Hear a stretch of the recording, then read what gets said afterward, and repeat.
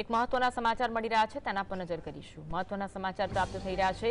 અમદાવાદના ખોખરામાં પરિષ્કર 1માં આગનો બનાવ બન્યો છે। ખોખરામાં આગ લાગી। પરિષ્કર 1માં આગ લાગવાનો બનાવ બન્યો। પરિષ્કર 1 એપાર્ટમેન્ટમાં આગ લાગી હતી। ઉલ્લેખનીય છે કે આજે સવારે સુરતમાં પણ બિલ્ડિંગમાં આગ લાગવાનો બનાવ બન્યો હતો અને ત્યારબાદ અમદાવાદમાં પણ આગની ઘટના સામે આવી છે।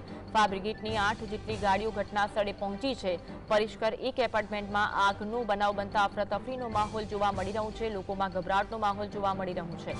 આજ અંગે વધુ વાત કરીશું। સંવાદદાતા જતીન ફોન લાઈન પર જોડાયા છે। જતીન, પરિષ્કર 1 એપાર્ટમેન્ટમાં આગનો બનાવ બન્યો, હાલની અપડેટ જણાવશો। બિલકુલ, અમદાવાદના ખોખરા વિસ્તારમાં આવેલ પરિસર એપાર્ટમેન્ટમાં આગનો બનાવ જે છે તે બન્યો હતો। મહત્વની વાત છે કે આગ જે છે તે પ્રાથમિક રીતે શોર્ટ સર્કિટ કારણથી લાગી હોવાનું સામે આવી રહ્યું છે। મહત્વની વાત છે કે આગ લાગતાની સાથે 18 થી 20 જેટલા લોકોનું રેસ્ક્યુ જે છે તે કરવામાં આવ્યું હતું। અને સૌથી મહત્વની વાત છે કે આ સોસાયટી જે આવેલી છે, ખોખરામાં સૌથી મોટી સોસાયટી આવેલી હોય છે, એમાં આગ કયા પ્રકારે લાગી તે ગંભીર હાલત જોવા મળી રહી છે। હાલ ફાયર બ્રિગેડના 12 થી વધુ ગાડીઓ જે છે તે ઘટના સ્થળે જોવા મળી રહી છે। હાલ આગ પર સંપૂર્ણ રીતે કાબુ મેળવી રહ્યો છે, પરંતુ હજી સુધી કોઈ મોટી જાનહાની જે છે તે નથી થઈ રહી। જતી, કેટલા લોકો ફસાયેલા છે કે નહીં, હાલમાં શું કામગીરી થઈ રહી છે તે અંગે પણ અપડેટ જણાવશો।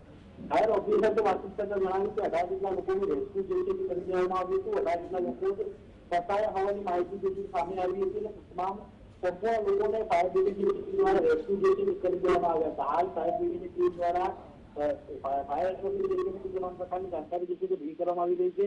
સાથેમાં જમણી સૌથી મહત્વની વાત એ રહી છે કે ફાયર બ્રિગેડ દ્વારા 18 જેટલા લોકોને રેસ્ક્યુ જે છે તે કરવામાં આવ્યા હતા। આગ જે છે તે પરિષ્કાર 1 સોસાયટીમાં લાગી હતી। આગ લાગતાની સાથે જ 18 જેટલા લોકો જે છે તે રેસ્ક્યુ કરવામાં આવે છે। સૌથી મહત્વની વાત એ રહેશે કે પેટા બિલ્ડિંગમાં આગ જે છે તે લાગી હતી। હાલ ફાયર બ્રિગેડના જવાનો દ્વારા તમામ લોકોને રેસ્ક્યુ કરી દેવામાં આવે છે। તમામની હાલત ખૂબ જ સારી જોવા મળી રહી છે અને હાલ હોસ્પિટલની અંદર કદાચ જો વધારે પડતો શ્વાસ લેવામાં તકલીફ આવશે તો તેમને હોસ્પિટલ ખસેડવામાં આવશે। આભાર માહિતી આપવા માટે।